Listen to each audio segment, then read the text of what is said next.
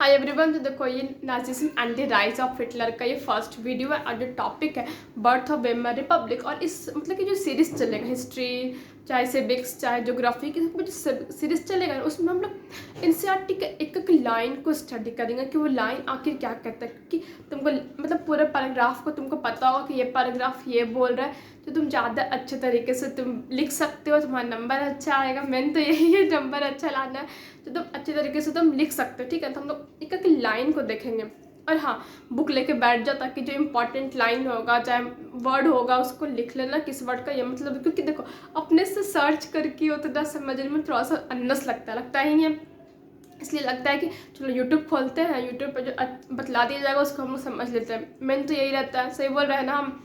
तो अपना बुक निकाल के लाओ, उसको अंडरलाइन कर लेना किस लाइन का ये मतलब है, चाहे मतलब नहीं इस वर्ड का ये मतलब है, सॉरी इस वर्ड का ये मतलब है, उसको लिख लेना। ठीक, चलो बुक निकाल लो अपना। अब देखो कहता है it for the first sorry in the early years of 20th century Germany was a powerful empire. तो कहता है 20वीं सदी के शुरुआती दौर में जर्मनी जो था वो सबसे ज़्यादा एकदम ताकतवर देश था, उसके सामने कोई नहीं टिक पाता था। ठीक है, तो अब कहता है it fought the first world war alongside the Austrian empire. तो कहता है ना कि जो जर्मनी जो था वो पहला विश्व युद्ध लड़ता है, लेकिन लड़ता है तो किसके साथ लड़ता है, वो ऑस्ट्रियन एम्पायर के साथ लड़ता है। फिर अलॉन्ग साइड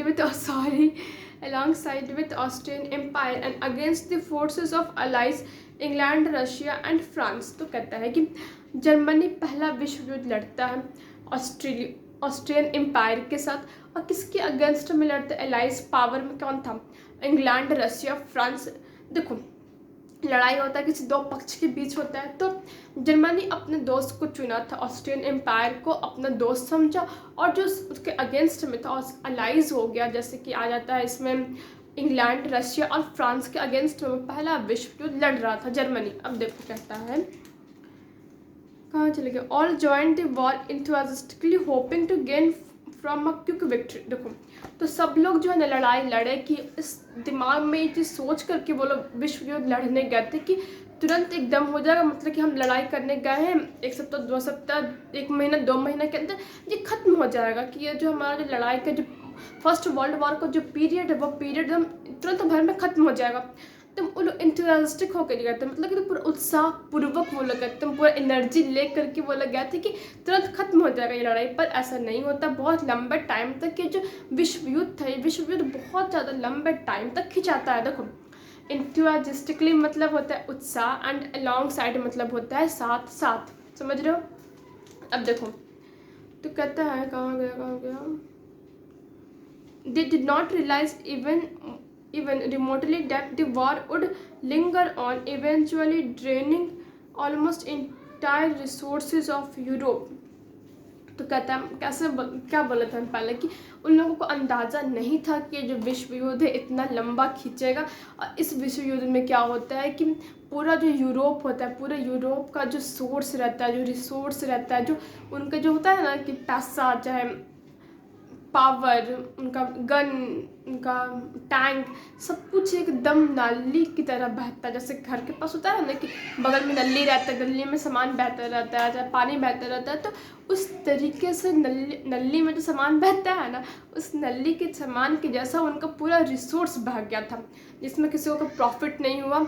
बस उनका जो रिसोर्स था वो उस तरीके से बह गया, बर्बाद हो गया। तो अब कहता है Germany made early gains bye capturing France and Belgium. तो जो जर्मनी जो हुआ वो फ्रांस और बेल्जियम पे अपना आधिपत्य स्थापित कर लेता है, मतलब कि उसको कैप्चर कर लेता है अपने अंडर, बेल्जियम एंड फ्रांस को अपने अधीन कर लेता है जर्मनी। तो in 1917 USA sided with the allies forces. तो कहता है कि 1917 का साल है, जो यूएसए जो था अलाइज फोर्सेस हो गए, जर्मन फ्रांस रशिया और इंग्लैंड जो हो गया उसके साथ यूएसए जाके हाथ मिला लेता है कि भाई हम तुम्हारा साथ देंगे, ये कहता है यूएसए, और जाके उनके साथ हाथ मिला लेता है, तो उनका दोस्त बन जाता है। और आगे कहता है this strengthen the power of allies forces. देखो जैसे ही यूएस जाके अलाइज फोर्सेस जो हुए जर्मनी नहीं, इंग्लैंड रशिया और जो फ्रांस हुआ, फ्रांसी है ना, हाँ फ्रांस है। जैसे है यूएस से जाके उनके साथ हाथ मिलाता है कि भाई हम तुम्हारा साथ देंगे, तो यूएस से सॉरी जब अलाइंस फोर्सेस थी उनकी जो ताकत थी वो दुगना तिगुना एकदम वो लोग खुश हो गए कि चलो सबसे ताकतवर मेरे साथ आके जुट गया। देखो अब कोई मोस्ट पावरफुल है एकदम हड्डा कट्टा है, वो जाके एकदम पतले दुबले इंसान के साथ जाकर दोस्ती कर लेगा तो वो तो एकदम निश्चिंत रहेगा, चलो मेरा बॉडीगार्ड है मेरे साथ, तो वो कोई मेरा कुछ नहीं बिगाड़ सकता, समझ रहे हो। तो फिर सेम उसी तरीके से जो अलाइंस पावर थी उनके साथ यूएसए जाके जुट गया था। देखो यूएसए क्या मोस्ट पावरफुल है कि नहीं, तो उनको अच्छा लगा चलो हम अब जीत सकते हैं। अब आता है विच डिफीटेड जर्मनी, जिसकी वजह से वो लोग क्या किए, क्योंकि यूएसए जाके अलाइंस पावर के साथ जाके जुट गया था तो वो लोग जर्मनी को हरा देते हैं। अब आता है the alliance forces also defeated the central power in November 1918। तो जो यूएसए जो था जो सेंट्रल पावर था उसको भी 1918 के नवंबर में उन लोग को भी हरा देती है। The parliamentary parties got the opportunity to recast German polity when the Imperial Germany was defeated and the emperor abdicated the throne। कहता है कि जो पार्लियामेंट्री पार्टीज थी गॉट दी अपॉर्चुनिटी। देखो पार्लियामेंट्री पार्टीज क्या है, जैसे कि पार्लियामेंट में कुछ कुछ पार्टी रहती है, जैसे हमारे इंडिया में भी है कि बीजेपी पार्टी है, कांग्रेस पार्टी है, आरजेडी है, मतलब इस तरीके के जो बेसिकली जो पार्लियामेंट हुआ, पार्लियामेंट में रिप्रेजेंटेटिव होते हैं, किसी पार्टी के रिप्रेजेंटेटिव होते हैं, तो वो जो रिप्रेजेंटेटिव वहाँ पे बैठे हुए रहते हैं, जो पार्लियामेंट्री पार्टीज होती है, मतलब जो पार्लियामेंट में जो पार्टी होती है बेसिकली तो यही होता है। तो वो जो पार्टी थी उनको एक मौका मिला, क्योंकि जर्मनी अभी हार चुका था अलाइंस पावर के थ्रू, तो उनको एक मौका मिलता है कि वो जर्मनी की जो पॉलिटी मतलब जर्मनी की जो राजनीति है, देखो कोई भी देश चलता है राजनीति से, हमारा भारत भी चलता है राजनीति से, तो उनको ऐसा एक मौका मिलता है कि जो जर्मनी की जो राजनीति है उसको हम नया आकार दे सकें, हम उसको अपने अकॉर्डिंग ढाल सकें, समझ रहे हो। तो बेसिकली वो लोग जर्मनी को अपने अकॉर्डिंग अपने कंफर्ट जोन के अकॉर्डिंग ढालना चाहते थे। देखो एक बात बोलना चाहते हैं, यहाँ पे लाइट अप डाउन हो रहा है तो यार एडजस्ट कर लो। तो कहता है व्हेन द इम्पेरियल जर्मनी, देखो इम्पेरियल जर्मनी मतलब क्या होगा, शाही जर्मनी, मतलब कि उसमें शाही लोगों का शासन होना, राजा रानी का शासन होना। तो जब इम्पेरियल जर्मनी जब हार गया और फिर जो राजा थे उनको एबडिक्टेड कर दिया गया, मतलब कि उनके सिंहासन से उनको हटा दिया गया, समझ रहे हो, सिंहासन से उनको हटा दिया जाना। A national assembly met at Weimar and set up a democratic constitution with a federal structure। तो कहती है कि जो नेशनल असेंबली मतलब जो रिप्रेजेंटेटिव उस असेंबली के जो रिप्रेजेंटेटिव वेमर नामक की जगह पे वो लोग मिलते हैं, डिस्कशन करते हैं कि आखिर हम लोग कैसा नया संविधान बनाएं। And then deputies were now elected to the German parliament और रिचस्टैग। तो डिप्यूटीज को इलेक्ट किया गया, मतलब प्रतिनिधियों को इलेक्ट किया गया। देखो जो रिचस्टैग हो जाता है जर्मनी पार्लियामेंट को एक और नाम दिया गया है रिचस्टैग। elected on the basis of equal and universal vote cast by all adult including women। देखो तो रिप्रेजेंटेटिव को चुना गया, लेकिन किस बेसिस पे चुना गया, यूनिवर्सल एडल्ट फ्रेंचाइजी के थ्रू चुना गया, मतलब कि हर एक आदमी चाहे जेंट्स चाहे वुमेन अपना वोट कास्ट करेंगे, मतलब कि जिनको वो लोग चुनना चाहते हैं अपना रिप्रेजेंटेटिव, वो लोग उनको अपना वोट देंगे कि हम आपको चुनना चाहते हैं, आप मेरा रिप्रेजेंटेटिव है पार्लियामेंट में। इन द सेम वे उन लोगों को हुआ था, समझ रहे हो, रिप्रेजेंटेटिव इलेक्ट हुए थे। अब आ जाता है the republic however was not taken well by its own people largely due to. तो कहता है जो न्यू रिपब्लिक जो बनी ना, क्योंकि अभी जर्मनी हार चुका था, तो जो न्यू रिपब्लिक का जो फॉर्मेशन होता है मतलब कि नया जो कॉन्स्टिट्यूशन बनता है उस कॉन्स्टिट्यूशन को जर्मनी के जो लोग थे वो लोग उतना खुशी से एक्सेप्ट नहीं कर रहे थे। देखो अब क्यों नहीं कर रहे थे, उसका अपकमिंग जो पार्ट है उस पार्ट में दे रहा है, अब ध्यान से देखना। Due to the terms it was forced to accept after the defeat of Germany at the end of the First World War। तो कहता है कि जिस टर्म पे मतलब जिस कंडीशंस पे जर्मनी के लोगों को एक्सेप्ट करना पड़ रहा था, क्योंकि जर्मनी हार चुका था। क्योंकि देखो अब ओनर कौन हुआ, अब ओनर अलाइंस पावर थी, अलाइंस पावर जिस अकॉर्डिंग चाहती थी उस अकॉर्डिंग होता, तो इसलिए लोग खुश नहीं। अब देखो ध्यान से देखना, तो कहते हैं कि peace treaty that was signed at Versailles with the allies was a harsh and humiliating।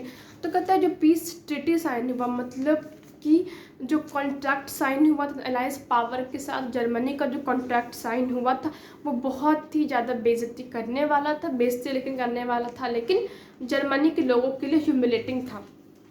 इसमें कहता है कि जर्मनी लॉर्ड्स इस ओवरसीज कॉलोनीज, तो जर्मनी का जो कॉलोनी था, मतलब कि जर्मनी दूसरे राज्यों पर जो शासन कर रहा था वो उसको खो दिया था। 13% ऑफ टेरिटरीज, उसका जो 13% जो साम्राज्य था उसको खो दिया था। 10th ऑफ इट्स पॉपुलेशन, उसकी पॉपुलेशन का 10वां हिस्सा, 1/10वां हिस्सा। 75% of its iron and 26% of its coal to France. देखो 75% आयरन, 26% उसका कोयला फ्रांस को देना था, पोलैंड को और डेनमार्क को और लिथुआनिया को देना था, ठीक है। The allied powers made the power of Germany very weak by demilitarising it. तो कहते हैं ना जो अलाइड पावर्स थी वो जर्मनी की ताकत को एकदम चूर चूर कर दी थी, उसकी ताकत को एकदम कमज़ोर कर दी थी। क्योंकि देखो किसी भी इंसान का जो बेसिक रिसोर्स होता है, जो जैसे कि हमारे घर में क्या होता है, तो हमारे घर में बेसिक रिसोर्स क्या होता है, मैंने तो मनी होता है, पैसा होता है, क्योंकि पैसे से इंसान खाता है, कुछ कपड़ा पहनना रहता, जो कपड़ा पहनना रहता है लोग उसको खरीदते, अच्छा मनचाहा कपड़ा पहनता है। तो एक जो बेसिक रिसोर्स था उस बेसिक रिसोर्स को अलाइड पावर्स थी एकदम चूर चूर कर दिया था। तो कहते हैं जर्मनी वॉज फोर्स टू पे कंपनसेशन अमाउंटिंग टू $6 बिलियन। तो कहता है कि जर्मनी को जो है अलाइड पावर्स इंग्लैंड, फ्रांस और रशिया जो थी उसको $6 बिलियन देना पड़ता, हाँ 6 बिलियन नहीं सॉरी 6 यूरोस देना पड़ता था, 6 यूरोस उसको पेड करना पड़ता था अलाइड पावर्स को कंपनसेशन के तौर पे। मतलब कि क्या उसको बोलते हैं, रुको हल्का सा दिमाग में नहीं आ रहा है उसको, कंपनसेशन